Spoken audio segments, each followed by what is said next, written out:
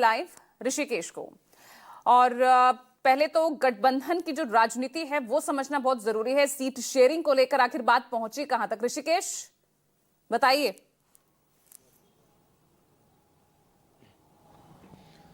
पूजा, देखिए एनडीए में अब से थोड़ी देर के बाद लोजपा का लोक जनशक्ति पार्टी रामविलास का संसदीय बोर्ड की बैठक है 11 बजे। मैं उन्हीं के घर के बाहर हूँ, मेरे पीछे उनका घर है। लेकिन एनडीए में अभी भी सीटों के फार्मूले पर बात सहमति नहीं बनी है। जब चर्चा थी देर रात तक कि चिराग पासवान और बीजेपी के बीच में डील हो गई है, वो नंबर कल से 23 का नंबर पर अटका हुआ था वो मामला, अब वो 26 पर जो एलजेपी के लोग हैं वो दावा कर रहे हैं। बीजेपी के लोग कह रहे हैं कि 2 सीट उसमें भारतीय जनता पार्टी का होगा।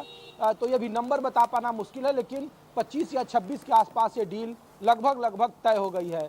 तो उपेंद्र कुशवाहा से थोड़ी देर पहले फिर ट्वीट किया और उनके दिल्ली आने की खबर है, और वो कह रहे हैं कि मीडिया में जो इधर उधर की बातें चल रही है और सीट शेयरिंग को लेकर जो चल रहा है वो सच नहीं है, अभी वार्ता जारी है, आप इंतजार करिए। तो अब उपेंद्र कुशवाहा ने यू टर्न ले लिया है, वो अब शीर्षासन कराने को तैयार है बीजेपी के नेताओं को, क्योंकि अब तक जो खबरें आ रही थी पूजा, उसमें कहा जा रहा था कि उपेंद्र कुशवाहा को 6 सीट मिली है और 6 सीटों पर वो मान गए हैं। पवन सिंह को उनके घर ले जाया गया था जो काराकाट से चुनावी मैदान में थे, जिनकी वजह से उपेंद्र कुशवाहा को चुनाव हारना पड़ा था। तो कहा गया कि उपेंद्र कुशवाहा के जितने भी नाराजगी था उसको दूर कर लिया गया, उन्हें केंद्र में मंत्री बनाने का ऑफर दिया गया है, 2 एमएलसी कोटे की सीट देने का वादा किया गया है। लेकिन अब उपेंद्र कुशवाहा खुद इस बात की जानकारी दे रहे हैं कि अभी वार्ता अधूरी है, वार्ता पूरी नहीं हुई है, आप इधर उधर की बात नहीं करिए। छल और धोखे का एक वातावरण बनाया जा रहा है। जीतन राम मांझी के भी आज दिल्ली आने की संभावना है पूजा। जीतन राम मांझी के कोटे में 7 से 8 सीटें, 2020 में 7 सीटें मिली थी। पिछले बार वो नीतीश कुमार के कोटे में थे, इस बार वो बीजेपी के कोटे में है। तो ये नंबर भी उनको नागवार गुजर रहा, और मांझी 11 सीट से कम मानने को तैयार नहीं है और वो भी दिल्ली आ रहे हैं।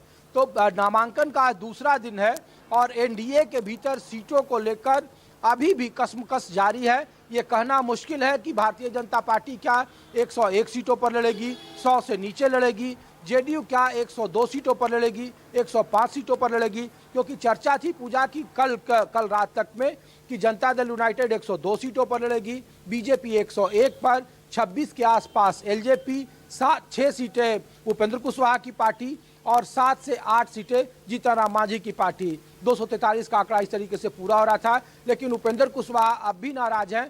तो एनडीए को सीटों के बंटवारे में काफी मशक्कत करनी पड़ रही है, और जो चुनाव अब से 1 सप्ताह पहले एक तरफा दिख रहा था या एनडीए को बढ़त दिख रहा था, वो अब बिल्कुल नीचे धीरे धीरे जा रहा है और इंडिया और एनडीए के बीच में लड़ाई अब बिल्कुल नजदीक हो गया है, कांटे की लड़ाई हो गई है।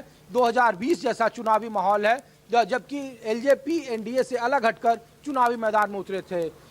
इंडिया गठबंधन के बीच में भी पूजा बहुत अच्छी स्थिति नहीं है, लेकिन इंडिया एनडीए के मुकाबले थोड़ा सीट शेयरिंग के मामले में बेहतर स्थिति में है। लगभग कांग्रेस के साथ उनकी डील लगभग तय हो गई है। 57 सीटों का आंकड़ा है, उसमें 1 या 2 सीट आगे पीछे हो सकता है। पिछली बार 70 सीटों पर चुनाव लड़ा था कांग्रेस ने इंडिया गठबंधन के तहत। तेजस्वी यादव जिस तरीके से हाल के बीते 24 घंटे में बड़े बड़े नेताओं को शामिल करा रहे हैं। संतोष कुशवाहा 2 बार के चुनावी सांसद रहे। 2014 में पूजा पूरे बिहार में जनता दल यूनाइटेड अगर 2 सीट जीती थी तो उसमें एक उपेंद्र कुशवाहा, संतोष कुशवाहा माफ करिए, संतोष कुशवाहा पूर्णिया से चुनाव जीतने में कामयाब रहे थे। तो वो आरजेडी के दामन में आ गए हैं। जेडीयू के सांसद गिरधारी यादव हैं जिन्होंने एसआईआर को लेकर सवाल उठाया था, उनके बेटे आरजेडी का दामन थाम लिए हैं। कुशवाहा जो सबसे कहा जा रहा है कि तुरूप का इक्का होगा बिहार में, खास करके ओबीसी वोटिंग के मामले में, जो नीतीश कुमार का वोट बैंक कहा जाता था लब और कुश, उसमें तेजस्वी यादव जिस तरीके से ताबड़तोड़ तरीके से अपने नेताओं को शामिल करा रहे हैं, और 2024 का जो ट्रैक रिकॉर्ड है इंडिया गठबंधन में, जो 9 सीटें जीती लोकसभा में, उसमें 2 कुशवाहा समाज से है पूजा। तो ये एक जदयू के लवकुश समीकरण पर भी फोकस है। सवर्णों का कार्ड आरजेडी बहुत बखूबी खेल रही है। जितने सूरजभान सिंह जो एलजेपी के कभी मजबूत स्तंभ रहे थे वो आरजेडी ज्वाइन कर रहे हैं। परबत्ता से संजीव कुमार जो जेडीयू के विधायक थे वो आरजेडी में शामिल हो गए हैं। कई सारे ऐसे नाम हैं जो अब आरजेडी का दामन थाम रहे हैं। तो आरजेडी A to Z की जो परिपाटी जो कहती है पार्टी है, वो पहली बार ऐसा दिख रहा है कि अपने परिवार के आगोश से अलग हटकर तेजस्वी यादव टिकट का बंटवारा चाहते हैं। ग्राउंड सर्वे के आधार पर वो टिकट बांट रहे हैं और जिस तरीके के कैंडिडेट वो अपने पार्टी में ला रहे हैं और जो उन पर एक धप्पा था कि एमवाई समीकरण के मुस्लिम और यादव को सबसे ज्यादा आरजेडी चुनावी मैदान में उतारती है, तो उस पर में भी बड़ी कटौती की जा रही है।